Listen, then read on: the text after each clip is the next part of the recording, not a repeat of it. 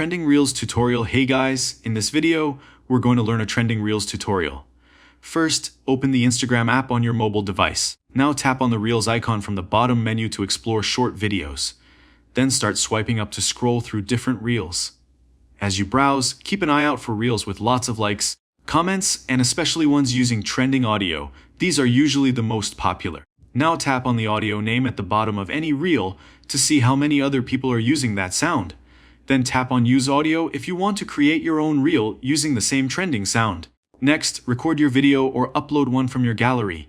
You can trim the clips, add filters, effects, or text to match the trend. After that, tap the arrow in the top right corner. Now write a catchy caption and add relevant hashtags.